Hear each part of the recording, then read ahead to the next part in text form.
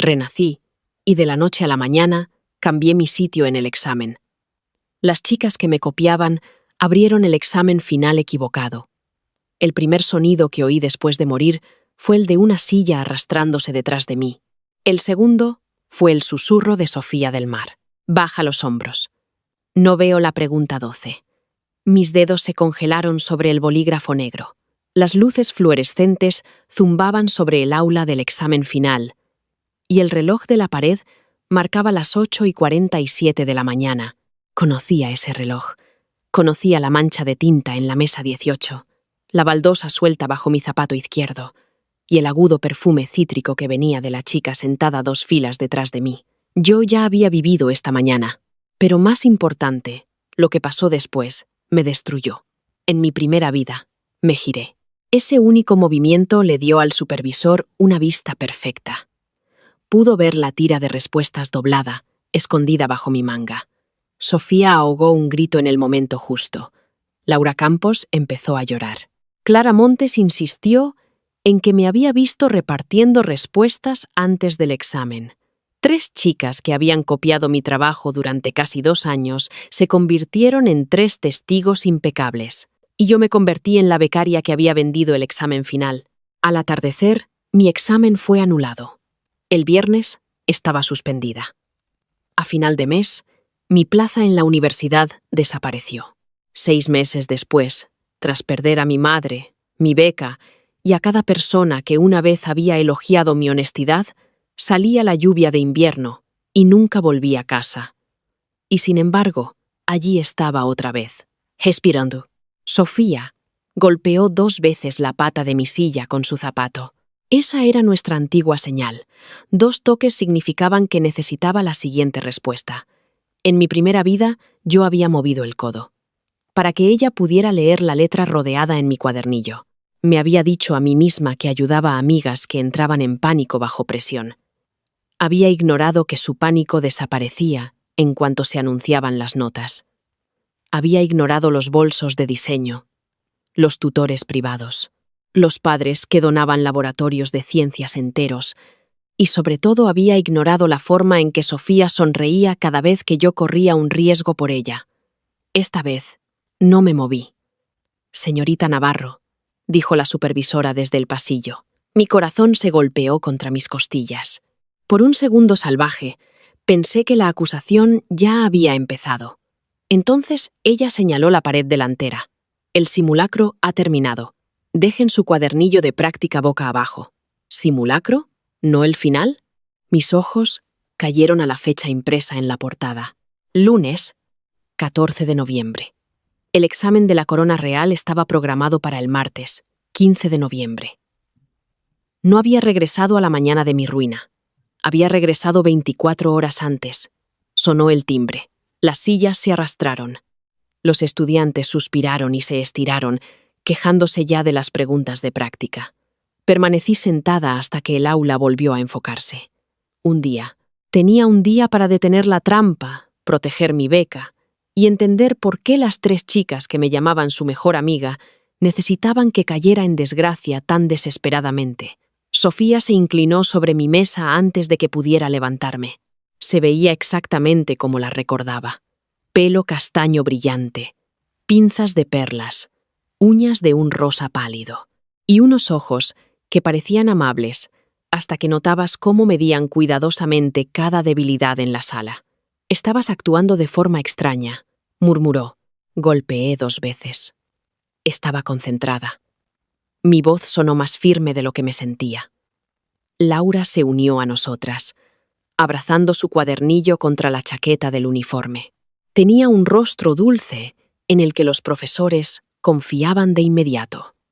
En mi primera vida, había llorado durante la audiencia disciplinaria tan convincentemente que el subdirector le ofreció agua. «Siempre nos dejas comprobar las difíciles», dijo. «¿Qué ha pasado?» Clara llegó la última. A diferencia de las otras, no habló. Su mirada se movió de mi cara a mi manga, y luego al suelo bajo mi mesa.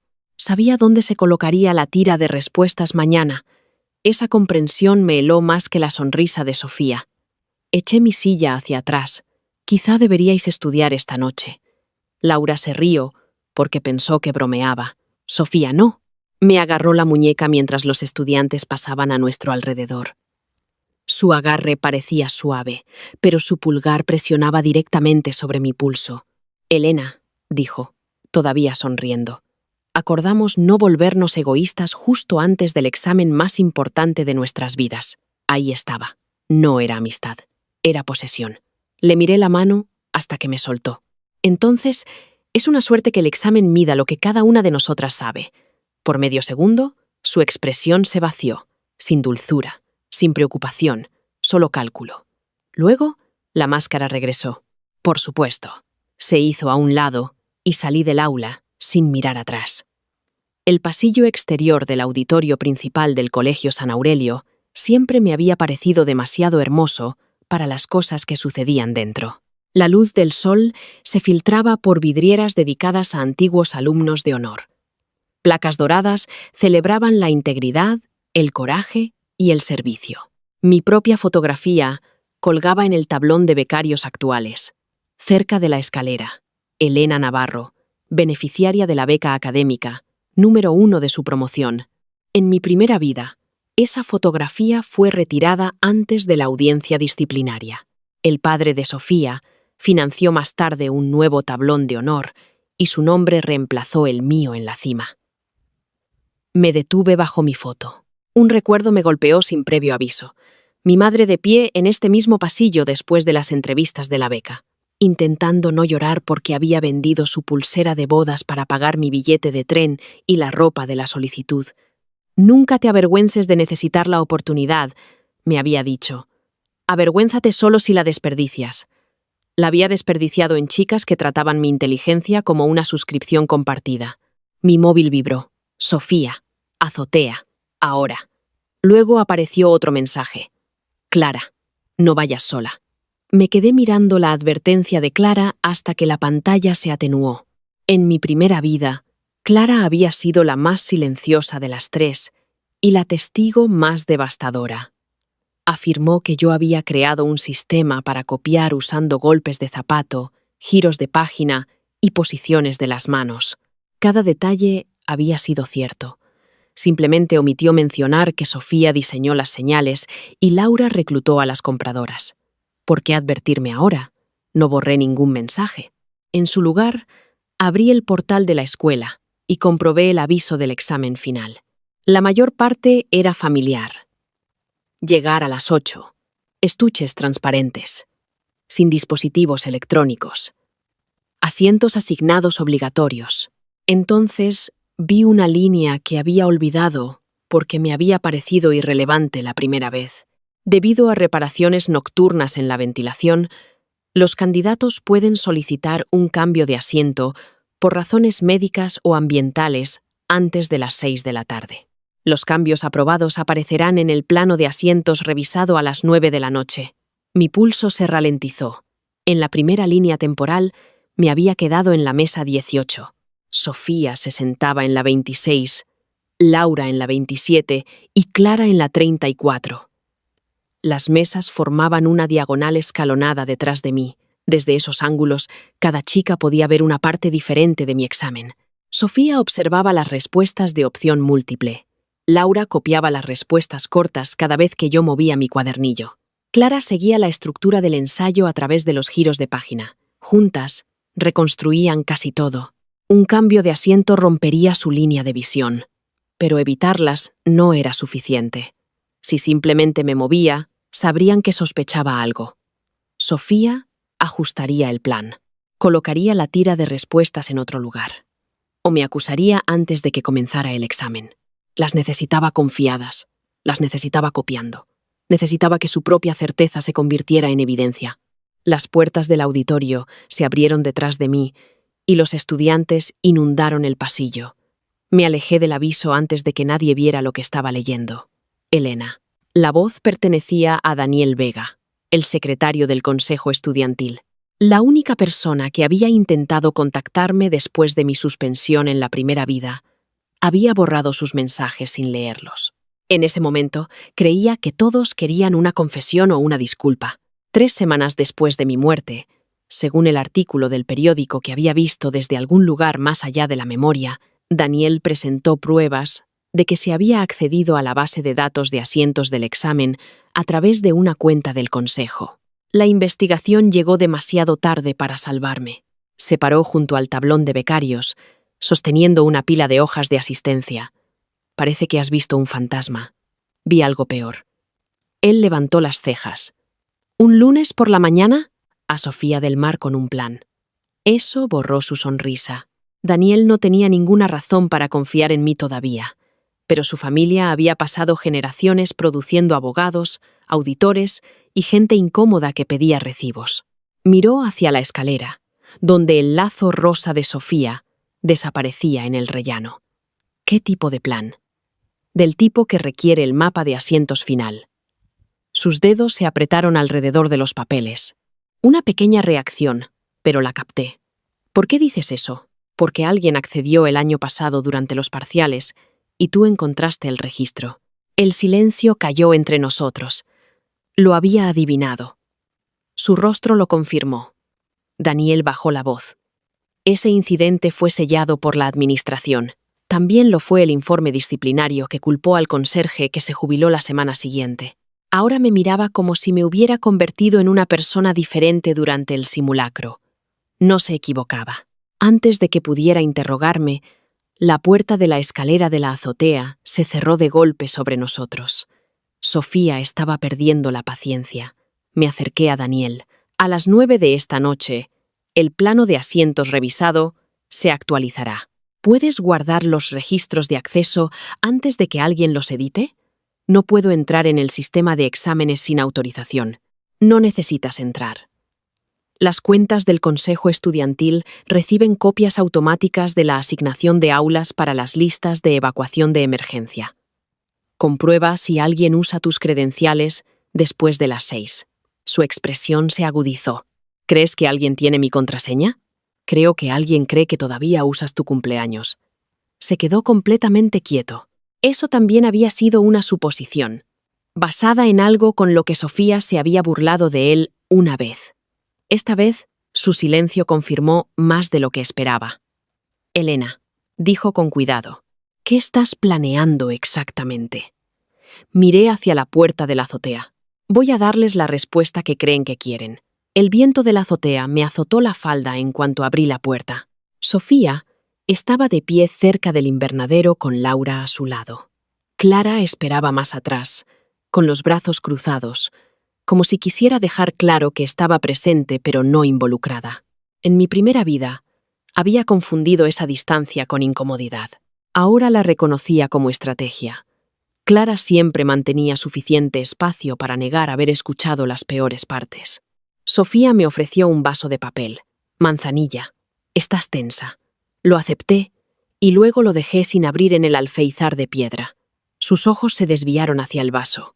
Solías confiar en mí. Solía beber un té terrible. Laura soltó una risita antes de notar que a Sofía no le hacía gracia. La ciudad se extendía más allá de los muros de la escuela, brillante y ordinaria. Los autobuses se movían por las intersecciones. Las ventanas de las oficinas brillaban bajo el sol. En algún lugar de la ciudad, mi madre estaba terminando un turno de mañana en la panadería, viva y agotada, sin saber que yo ya la había llorado una vez. El impulso de dejar la escuela, correr hacia ella y no volver nunca casi me partió en dos. Pero irme no terminaría el plan. La familia de Sofía seguiría controlando la historia. Mi madre seguiría recibiendo la llamada que la destrozó. Sofía apoyó los codos en el alféizar. Mañana tiene que ir todo sobre ruedas. ¿Para quién? Para todas nosotras. No seas dramática, Elena. Nos hemos apoyado mutuamente desde segundo. ¿Apoyado? Recordé haber escrito el informe de química de Laura mientras mi madre dormía junto a una máquina expendedora de un hospital. Recordé haber completado el proyecto de estadística de Clara porque decía que su ansiedad hacía que los números se volvieran borrosos. Recordé a Sofía fotografiando mis tarjetas de repaso y luego borrando mi nombre antes de compartirlas con la mitad del año. Su apoyo consistía en guardarme un sitio en la cafetería, para que pudiera darles clases particulares durante el almuerzo. Laura se acercó. Mi oferta condicional requiere un 92. Clara necesita un 88. El padre de Sofía ya ha reservado la cena de celebración. No podemos cambiar el acuerdo de repente. ¿Y qué gano yo?, pregunté. La pregunta la sorprendió. Sofía se recuperó primero. Ganas amigas. El viento pareció detenerse. Me reí, pero no en voz alta. Eso lo empeoró. Sus mejillas se sonrojaron. ¿Qué es tan gracioso? Solo estaba calculando el tipo de cambio. Clara miró hacia otro lado, pero vi cómo su boca se tensaba. La voz de Sofía se enfrió. Sabes que la gente ya piensa que tu beca te da ventajas injustas. Reuniones privadas con profesores. Comentarios adicionales. Cartas de recomendación. Si de repente actúas con superioridad, podrían empezar a preguntar si realmente te ganaste cada nota.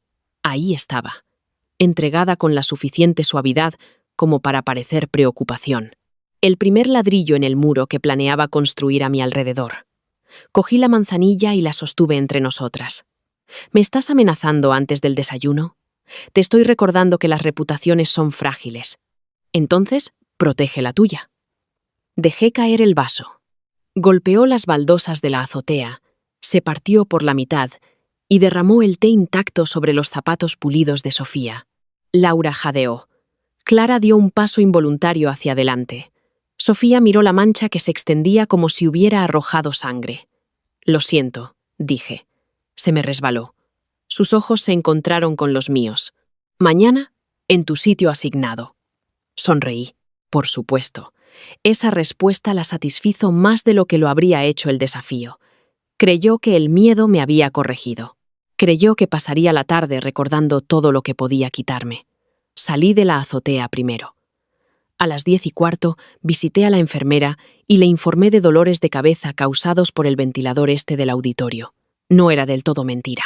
La mesa 18 estaba debajo de un conducto que vibraba cada 7 minutos, y me había quejado de ello durante los exámenes de prueba.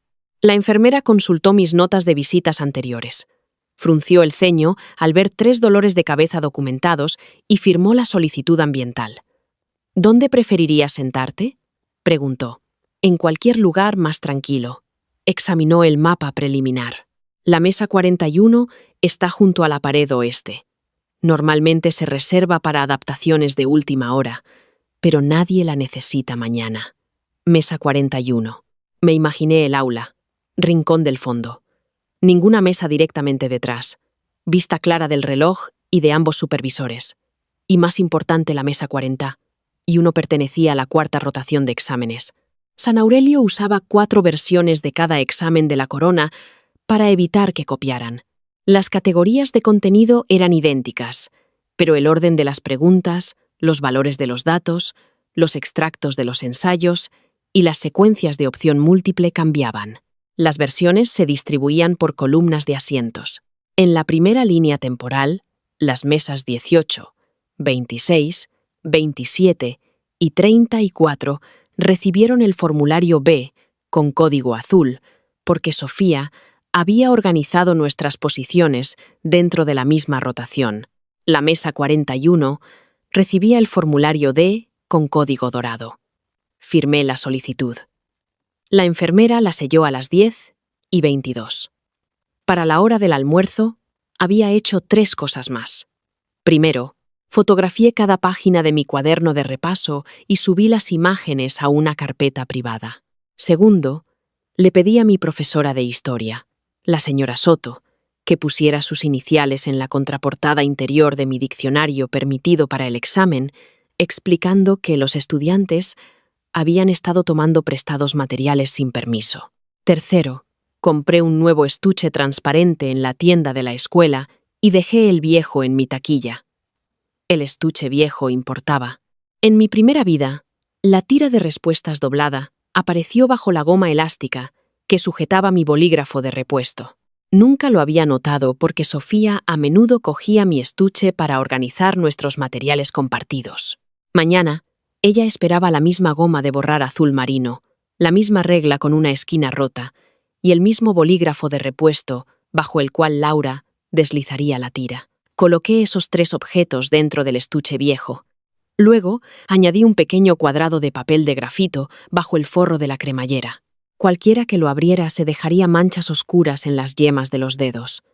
A las 12:40, llevé el estuche a la biblioteca y lo dejé en nuestra mesa habitual. Sofía llegó 2 minutos después. «Desapareciste», dijo. «Enfermería». Su mirada cayó inmediatamente al estuche. «¿Estás enferma?» «Solo un dolor de cabeza». Laura se sentó frente a mí y comenzó a sacar apuntes codificados por colores que nunca había escrito. Clara ocupó la silla junto a la ventana. Durante 40 minutos, repasamos como si nada hubiera cambiado. Sofía me pidió que explicara la fiabilidad de las fuentes. Laura solicitó una introducción modelo. Clara quería una regla mnemotécnica para las enmiendas constitucionales. Respondí a cada pregunta. Correctamente, claramente y generosamente. Eso las confundió más de lo que lo habría hecho la ira. A la 1:23, me levanté. Voy a por agua. Dejé el estuche viejo junto a mi cuaderno y caminé hacia las fuentes sin darme la vuelta. Un espejo de seguridad convexo colgaba sobre la salida de la biblioteca. En su reflejo, vi a Laura moverse primero. Empujó el estuche hacia Sofía. Sofía lo abrió por debajo de la mesa. Clara escaneó la habitación. 10 segundos. 15. Sofía sacó algo del bolsillo de su chaqueta y lo presionó bajo el bolígrafo de repuesto. Mi cuerpo reaccionó antes que mi mente. El calor subió por mi garganta. Mis manos se cerraron. Sabía que lo harían. Sin embargo, ver la traición eliminó cada excusa que alguna vez había inventado para ellas. No eran chicas en pánico tomando una terrible decisión. La tira había sido preparada con un día de antelación. La acusación había sido ensayada. Mi destrucción había sido su tarea. Llené mi botella, volví a la mesa y me senté. ¿Mejor?, preguntó Clara. Mucho mejor. Las yemas de los dedos de Sofía estaban limpias. Había usado guantes desechables transparentes, probablemente tomados del laboratorio de química. El dedo índice derecho de Laura, sin embargo, tenía una tenue media luna gris cerca de la uña. Había tocado la cremallera después de que Sofía la cerrara. Fingí no darme cuenta. A las 2:05, la impresora de la biblioteca se atascó. El ruido fue ordinario. Una tos mecánica. Luego, 3 pitidos de advertencia. Pero Clara se sobresaltó tanto que su bolígrafo rodó de la mesa. Se agachó para recogerlo. Cuando se levantó, una nota doblada descansaba junto a mi mano. No uses tu estuche mañana. La leí una vez, la deslicé bajo mi cuaderno y continué explicando el precedente judicial. Clara me había advertido 2 veces. Eso no la hacía inocente. La hacía estar asustada. Después de clase, fui a casa en lugar de asistir a la sesión de repaso en grupo que Sofía había programado. Mi madre estaba dormida en la mesa, con la mejilla apoyada en los brazos cruzados. Un rastro de harina, aún visible cerca de su muñeca. Una taza de café a medio terminar junto a avisos de facturas de luz vencidas. En mi primera vida, le había ocultado la carta disciplinaria durante 2 días. Cuando finalmente se lo conté, no me acusó. Simplemente preguntó, ¿por qué no pensaste que te creería? No tuve respuesta entonces. Le eché una manta sobre los hombros. Sus ojos se abrieron de inmediato. Elena, el sonido de mi nombre en su voz rompió algo dentro de mí. Caí de rodillas y la abracé por la cintura. Se puso rígida por la sorpresa. Luego me tocó el pelo. ¿Qué ha pasado? Nada todavía. Esa no es una frase tranquilizadora. Me reí contra su delantal y la risa se convirtió en un sollozo. Mi madre esperó sin exigir una explicación. Siempre había entendido que el silencio podía ser una forma de primeros auxilios. Cuando pude respirar de nuevo, le conté parte de la verdad. Dije que unas compañeras me habían presionado para ayudarlas a copiar. Dije que creía que podrían colocar material en mis pertenencias. Dije que ya lo había informado, pero no oficialmente, porque necesitaba pruebas. Escuchó sin interrumpir. Luego se levantó, cerró la puerta principal con llave y sacó la vieja lata de galletas donde guardaba los documentos importantes. De debajo de mi certificado de nacimiento Sacó una pequeña grabadora de voz. Me quedé mirándola. ¿Por qué tienes eso? Tu tío me pidió dinero prestado en 2018. Eso lo explicaba todo. Puso la grabadora en mi palma. Pruebas primero, orgullo después. Le di la vuelta. ¿Me crees? Su expresión se endureció. Te creí antes de que terminaras la primera frase. En mi vida anterior, había enfrentado la audiencia sola porque la vergüenza me convenció de que el amor requería pruebas. Esta vez, mi madre estaba de pie en nuestra estrecha cocina, con los zapatos cubiertos de harina. Y el futuro se movió bajo mis pies. A las 5:52 de la tarde, envié la solicitud de cambio de asiento firmada a través del portal. A las 5:58, Sofía envió un mensaje al chat grupal. Sofía. Repaso final. Todas sentadas exactamente como en el simulacro, sin sorpresas. Laura. Obviamente. Clara. Sí. Esperé hasta las 5:59. Elena. Mesa 18. Como siempre. El portal cerró a las 6. A las 6:07. Sonó el teléfono. Sofía no me saludó. Envía una captura de pantalla de tu página de admisión al examen. Lo había esperado. Antes de enviar la solicitud, había capturado la página que mostraba la mesa 18. Envié la captura de pantalla antigua. Los 3 puntos desaparecieron, luego regresaron. Sofía. Bien. Que descanses. Elena. Tú también. A las 7:30, Daniel llegó a la panadería con un abrigo oscuro y una expresión que hizo que mi madre le diera comida antes de preguntar por qué estaba allí. Aceptó un pastel de queso, abrió su portátil y me mostró el panel de evacuación del Consejo Estudiantil. Las revisiones de asientos se publican a las 9, dijo. Cualquier inicio de sesión del Consejo recibirá el archivo actualizado automáticamente. Cambié mi contraseña y activé las alertas de acceso. Alguien probó la antigua. 4 veces. Giró la pantalla. Los intentos provenían de la red de la residencia este de la escuela, donde vivía Sofía durante el curso. El nombre de usuario introducido era el suyo. La contraseña era su cumpleaños seguido del número 1. No sentí triunfo, solo confirmación. Daniel continuó. Después de los intentos fallidos, alguien solicitó un restablecimiento de contraseña. No pudieron acceder a mi correo, así que se detuvo ahí. Entonces Sofía no verá el mapa revisado. Puede que tenga otra fuente. La tiene. Pensé en la hermana mayor de Laura, que trabajaba a tiempo parcial en la oficina de administración. Por eso le dejamos pensar que lo ha conseguido. Exactamente a las 9, apareció el nuevo plano de asientos. Mi nombre se movió de la mesa 18 a la 41. Sofía permaneció en la 26. Laura en la 27. Clara en la 34. Una estudiante llamada Lucía Pérez, ausente todo el trimestre por una operación, todavía aparecía en la mesa 42 como marcador de posición. Nadie se sentaba detrás de mí. Daniel estudió el mapa. Te verán moverte por la mañana. Sí, entonces no copiarán. Lo harán si piensan que el cambio ocurrió demasiado tarde para cambiar la rotación del examen. Él frunció el ceño. Abrí el apéndice de la política de exámenes. Los cambios de asiento, después de la fecha límite de impresión preliminar, mantienen el código de examen original del candidato, a menos que el supervisor jefe lo reasigne manualmente. Esa era la regla antigua. Cambió este año. Ahora, todos los asientos revisados reciben la versión asignada a la mesa física.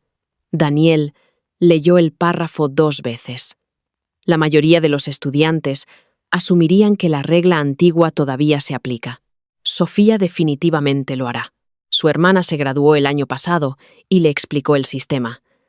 Así que pensará que te moviste a la 41, pero mantuviste el formulario B. Exacto. Y su grupo seguirá recibiendo el formulario B, no después de la revisión final. Señalé las mesas 26, 27 y 34. El cierre de la ventilación obligó a la escuela a comprimir 2 columnas del este. Sus números de mesa permanecieron visibles en el portal del estudiante, pero el mapa interno del supervisor renumeró la secuencia de distribución de exámenes. Esos 3 asientos ahora caían en 3 rotaciones diferentes. Sofía recibiría el formulario B azul, Laura el C plateado y Clara el A rojo. Daniel me miró fijamente. No saben que tendrán exámenes diferentes entre sí. No. Y planean copiar la secuencia de respuestas que ven de ti. Sí. Pero desde la mesa 41 no pueden verte. Cerré el archivo de políticas. No necesitarán verme directamente. Sus ojos se entrecerraron. ¿Qué les diste? Metí la mano en mi bolso y saqué una hoja cubierta de círculos grandes y nítidos. B, D, A, Q, C, C, B, D, 40 respuestas de opción múltiple seguidas de marcadores de ensayo abreviados.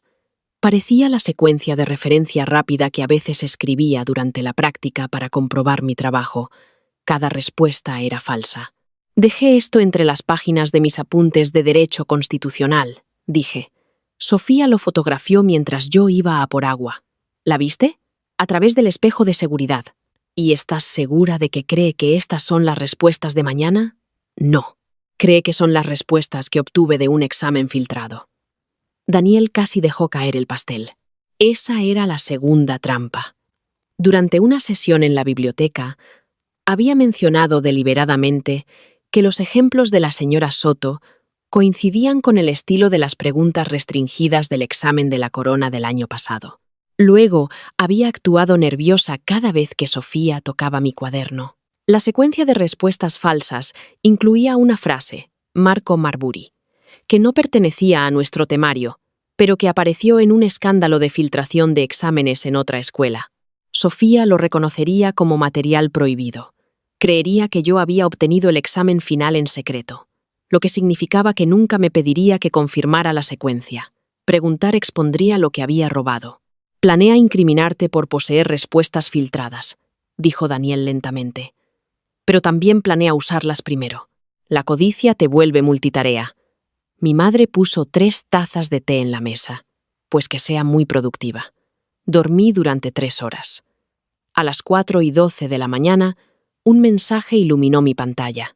Clara, sabe que cambiaste de sitio. Un segundo mensaje siguió antes de que pudiera responder. Clara, la hermana de Laura vio la lista interna. Sofía dice que no importa porque tu código de examen sigue siendo B, exactamente como estaba planeado. Luego Clara envió una última línea. Clara, va a poner la tira en tu diccionario. Mi diccionario estaba en mi taquilla de la escuela. La señora Soto había firmado su contraportada, pero una tira colocada allí seguiría pareciendo condenatoria, a menos que pudiera probar cuándo apareció. Llamé a Daniel. Respondió al primer tono, sonando completamente despierto. Alguien va a acceder a mi taquilla, dije. Ya está solucionado. Había pedido a la seguridad del campus que guardara las grabaciones del pasillo de la noche después de los intentos fallidos de inicio de sesión. Las cámaras no apuntaban dentro del nicho de las taquillas, pero cubrían ambas entradas. Cualquiera que entrara fuera de horario quedaría grabado. A las 6:35 llegué a la escuela con mi madre.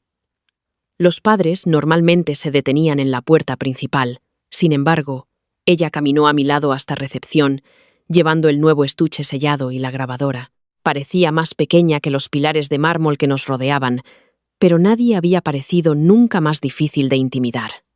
El supervisor jefe, el doctor Ferrer, nos recibió en su despacho. Le dije que creía que unas estudiantes pretendían colocar material no autorizado en mis pertenencias y copiar una secuencia de respuestas falsa atribuida a mí. Le mostré las fotografías de la biblioteca, el estuche forrado de grafito, la antigua captura de pantalla de los asientos, mi cambio de asiento aprobado y las alertas de acceso de Daniel. No le pedí que cancelara el examen ni que se enfrentara a Sofía. Le pedí que observara. El doctor Ferrer escuchó con las manos entrelazadas. ¿Por qué esperar hasta esta mañana? Porque ayer tenía sospechas. Hoy tengo un patrón. Mi madre colocó la grabadora en su escritorio. Y porque a las chicas asustadas a menudo se las castiga por hablar antes de que las familias poderosas estén listas para escuchar. Los ojos del doctor Ferrer se movieron hacia el rostro de ella. Cualquier respuesta que consideró, se la tragó. Llamó al subdirector y al responsable de cumplimiento normativo de la escuela. Inspeccionaron mis nuevos materiales. Los sellaron en una bolsa de pruebas transparente. Y registraron mi diccionario antes de que lo tocara. Una tira doblada estaba escondida bajo la sobrecubierta de papel que cubría la contraportada. 40 respuestas, temas de ensayo, mis iniciales escritas en la parte superior. La letra se parecía a la mía desde lejos. De cerca, la R mayúscula se curvaba de forma incorrecta. El responsable de cumplimiento la fotografió donde estaba. ¿Quién tenía acceso? Cualquiera con la llave maestra de las taquillas, dije, o cualquiera cuya hermana trabaje en administración. La mandíbula del doctor Ferrer se tensó. A las 7:42, devolvieron el diccionario a mi taquilla con la tira todavía dentro. Espolvorearon la sobrecubierta con polvo forense invisible y colocaron a un oficial de seguridad detrás de la ventana de la sala de registros que daba al nicho. El plan era simple: dejar que la persona recuperara o ajustara la prueba antes del examen y luego documentar el contacto. A las 7:51, Laura entró en el nicho. Miró a la izquierda, miró a la derecha y abrió mi taquilla con una llave plateada. Sacó el diccionario, comprobó debajo de la sobrecubierta y presionó la tira para aplanarla con 2 dedos. Cuando se fue, el oficial de seguridad fotografió el polvo fluorescente en sus yemas. Lo vi desde el monitor del despacho del doctor Ferrer. Laura había llorado en mi funeral en la primera vida. De repente me pregunté si esas lágrimas habían sido reales. La culpa no revivía a nadie. El arrepentimiento no borraba la intención. A las 8:03, las puertas del auditorio se abrieron. Los estudiantes se reunieron alrededor del tablón de asiento revisado. La confusión se extendió a medida que los nombres se movían por las columnas. Sofía estaba en el centro de la multitud, perfectamente compuesta hasta que me vio junto a la mesa 41. Sus ojos encontraron los míos.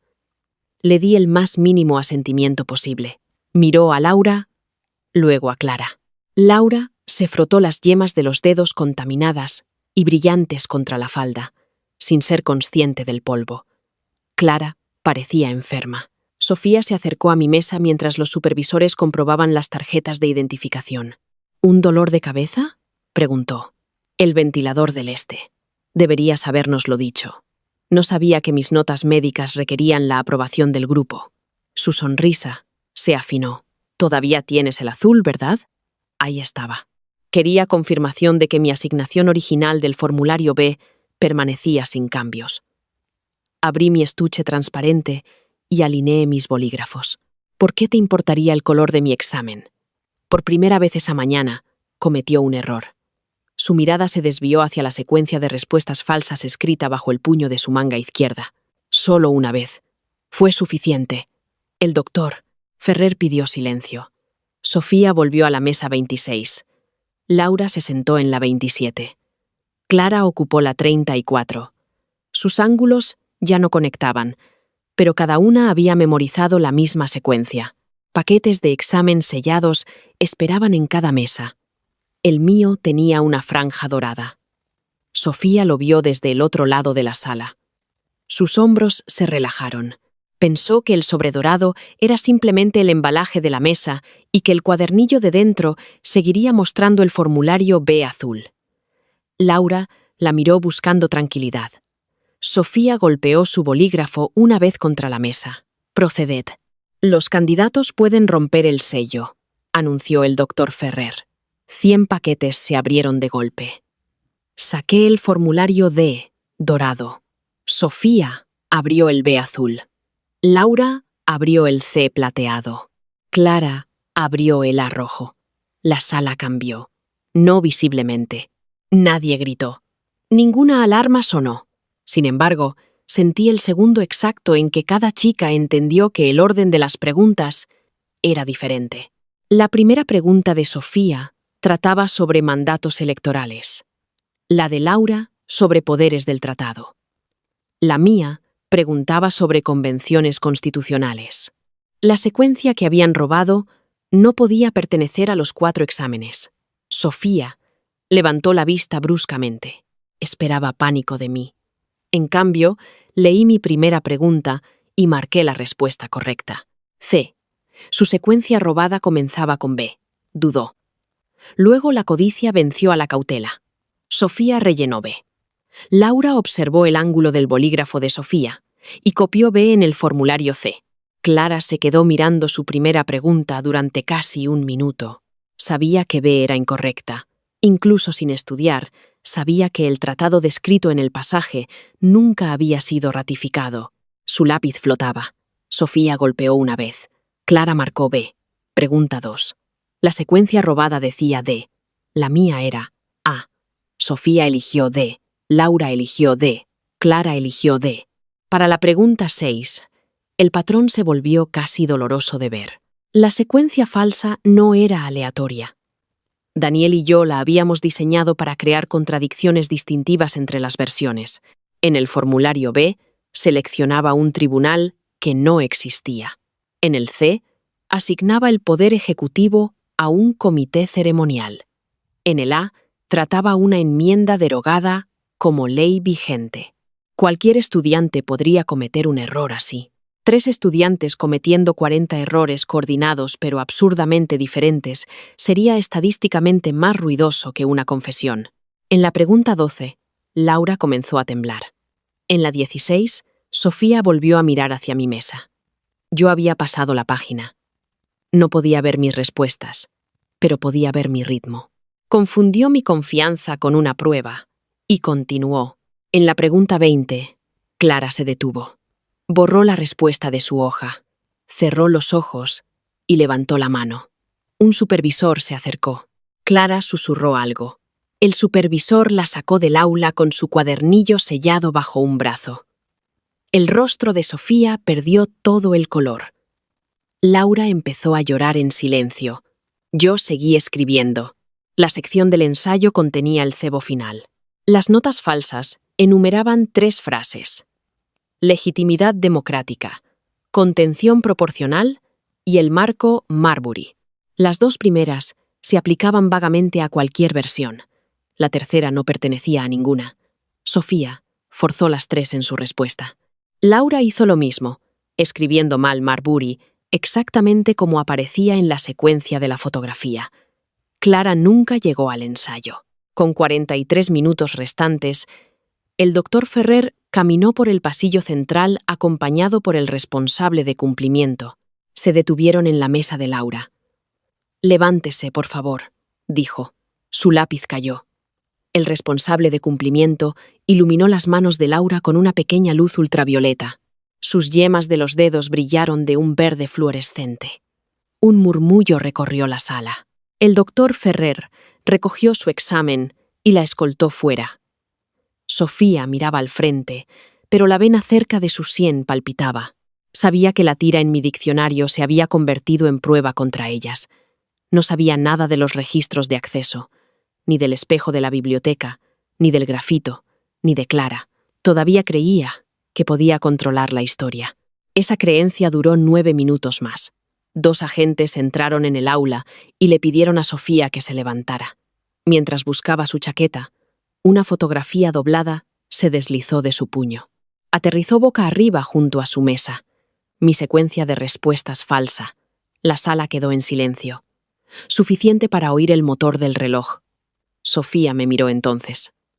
No con miedo, con un odio tan puro que casi parecía pacífico. «Cambiaste el sitio», dijo. El doctor Ferrer le ordenó que no hablara. Pero Sofía se rió. Cambió el sitio de la noche a la mañana. Sí, dije desde el rincón del fondo. Lo hice. El responsable de cumplimiento retiró su cuadernillo. El formulario B azul yacía abierto bajo 40 respuestas copiadas y un ensayo construido en torno a una doctrina no incluida en el examen. La risa de Sofía se detuvo. El examen final se reanudó después de que se la llevaran. Algunos estudiantes apenas podían concentrarse. Yo sí podía. Cada pregunta se sentía como una puerta abriéndose. Cuando el doctor Ferrer anunció el final del tiempo, dejé mi bolígrafo y miré la cubierta dorada del formulario D. En mi primera vida, esa campana había puesto fin a mi futuro. Esta vez, puso fin a su certeza. La audiencia disciplinaria comenzó a las 2 de esa tarde. Sofía llegó con su padre, 2 abogados y una declaración afirmando que yo había orquestado un elaborado complot de venganza porque resentía a los estudiantes ricos. Laura llegó con los ojos hinchados y sin su hermana. Clara llegó sola. Yo me senté junto a mi madre. Las pruebas se desplegaron en orden. Los intentos fallidos de acceder a la cuenta del consejo de Daniel. El inicio de sesión de administración utilizado por la hermana de Laura. Las grabaciones de seguridad que mostraban a Laura entrando en el nicho de mi taquilla. El polvo fluorescente en sus manos. El residuo de grafito recuperado de sus notas de la biblioteca. La tira colocada bajo la sobrecubierta de mi diccionario. La fotografía de Sofía de la secuencia falsa. 3 exámenes que contenían el mismo patrón de respuestas a pesar de tener preguntas diferentes. Luego, el doctor Ferrer reprodujo el audio capturado por la grabadora cosida en el bolsillo de mi chaqueta. La voz de Sofía en la azotea llenó la sala. Mañana, en tu sitio asignado. Mi respuesta siguió. Por supuesto. Luego su advertencia. Las reputaciones son frágiles. El abogado de su padre dejó de tomar notas. Clara habló la última. Admitió que Sofía había organizado el copiado durante todo el segundo año. Laura recogía materiales y colocaba pruebas cada vez que un estudiante se volvía un inconveniente. Clara seguía las señales y creaba explicaciones plausibles. Me habían seleccionado porque mi clasificación hacía valiosas mis respuestas y mi beca me hacía vulnerable. Si me acusaban, tenía menos recursos para luchar. Si me expulsaban, Sofía se convertiría en la número 1 del año. ¿Por qué incriminarla después del final?, preguntó el subdirector. Clara me miró, con lágrimas en los ojos, porque Sofía se enteró de que Elena había sido nominada para la beca de la Real Academia. La sala se agitó. La beca no era solo financiación universitaria. Incluía un perfil académico nacional, tutoría y una pasantía garantizada. Solo un estudiante de San Aurelio podía ser nominado. Nunca supe que estaba nominada. Clara continuó. El padre de Sofía prometió a la escuela una nueva ala de artes escénicas si Sofía recibía la nominación. Las notas de Elena lo hacían imposible, así que el plan era usar sus respuestas y luego hacerla inelegible. Sofía finalmente perdió el control. «Tú también copiaste», espetó. Clara se encogió. «Sí, y le advertiste». «Sí, cobarde». Clara bajó la mirada a sus manos. «Fui una cobarde cuando te ayudé». Advertirla fue lo primero que hice porque estaba cansada de serlo. No la perdoné. No entonces. Quizás nunca, pero el perdón y la verdad eran puertas diferentes, y ella había abierto una. La academia anuló los exámenes finales de las 3 chicas. Sofía y Laura fueron expulsadas por mala conducta académica coordinada, manipulación de pruebas, acceso no autorizado al sistema e intento de difamación. Clara recibió una suspensión de 1 año. Perdió sus cargos de liderazgo y se le exigió repetir el curso en otro lugar porque cooperó antes de completar el examen. La hermana de Laura fue despedida y remitida para investigación. El padre de Sofía retiró su donación prometida antes del atardecer. El ala de artes escénicas nunca se construyó. Mi resultado del examen se publicó 3 semanas después. 98. Las 2 décimas que perdí vinieron de una cita que había abreviado bajo presión. La señora Soto se disculpó, mientras sonreía tan ampliamente que no sonó a crítica. Seguí siendo la primera del año y recibí la nominación a la beca por voto unánime. Pero el momento que importó ocurrió fuera de la panadería esa noche. Mi madre pegó mi resultado en el escaparate, entre un anuncio de pan de masa madre y el horario de apertura. Los clientes aplaudieron. Ella fingió no llorar. Daniel trajo un bolígrafo dorado porque dijo que el azul ahora traería asociaciones desagradables. Me reí hasta que me dolieron las costillas. Al otro lado de la calle, Clara estaba de pie bajo una parada de autobús. No se acercó, solo hizo una reverencia, profunda, y luego subió al siguiente autobús. Meses después, recibí un sobre que contenía cada fotografía, mensaje y tarea copiada que había guardado del grupo. Encima había una nota. Nunca fue difícil traicionarte. Eras fácil de explotar porque seguías confundiendo necesidad con amor. Siento haberte enseñado esa lección tan cruelmente. Guardé las pruebas. Tiré la disculpa. Pasaron los años. Estudié Derecho. Y luego me especialicé en integridad académica y mala conducta institucional. La gente encontraba esa elección irónica. Yo no. Los sistemas rara vez colapsan porque los villanos son brillantes. Colapsan porque la gente decente nota una irregularidad, se siente incómoda y decide que el silencio es más seguro. Quería convertirme en la persona que guardaba el registro de acceso, revisaba la cámara, creía a la estudiante asustada antes de que un donante entrara en la sala. En el 5º aniversario del examen de la corona, San Aurelio me invitó a hablar a los estudiantes que se graduaban. El auditorio había sido renovado, pero la mesa 41 todavía estaba cerca de la pared oeste. La encontré antes de la ceremonia y pasé mis dedos por el borde de madera arañado. Una estudiante voluntaria me reconoció. «¿Ahí es donde las atrapaste?», preguntó. «No», dije. «Ahí es donde se atraparon a sí mismas». Parecía confundida, así que se lo expliqué. Cambiar mi sitio no derrotó a Sofía. Su certeza lo hizo. Creía que la inteligencia pertenecía a quien pudiera robarla. Creía que la amistad era una palanca, la pobreza una debilidad, y que la reputación podía reemplazar a la verdad si suficientes personas importantes repetían la mentira. Cuando me moví de la noche a la mañana, nunca reconsideró el plan. Simplemente asumió que todo el sistema de exámenes se doblaría a su antojo. Por eso el examen equivocado importaba. No porque el formulario B fuera más difícil que el D. No porque los colores la expusieran. Importaba porque, por primera vez, Sofía abrió un futuro que no había sido arreglado para ella. Las preguntas no eran familiares. La chica que controlaba estaba fuera de su alcance. Sus cómplices tenían versiones diferentes. Cada ventaja que había robado se volvió inútil de repente. Podría haberse detenido. Podría haber confiado en su propia mente, respondido lo que sabía y aceptado una nota imperfecta. En lugar de eso, copió. Laura copió. Clara copió hasta que el miedo finalmente se convirtió en conciencia, y yo escribí mis propias respuestas. Después del discurso, salí para encontrar a mi madre esperando junto al mismo pasillo de vidrieras donde una vez colgó mi fotografía de becaria. Su pelo se había vuelto plateado. La panadería se había expandido a 3 locales. Todavía llevaba avisos de facturas vencidas en su bolso mucho después de que no hubiera facturas vencidas. Como si la dificultad pudiera volver si dejaba de recordarla. «Te quedaste mirando esa mesa durante mucho tiempo», dijo. Estaba despidiéndome. ¿De las chicas? No. De la versión de mí que pensaba que sobrevivir significaba seguir siendo útil para la gente que la hería.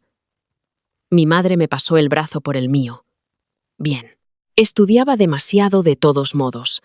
Salimos a la luz del atardecer. Detrás de nosotros, los estudiantes llenaban el auditorio, comprobando los números de asiento y abriendo cuadernos en blanco.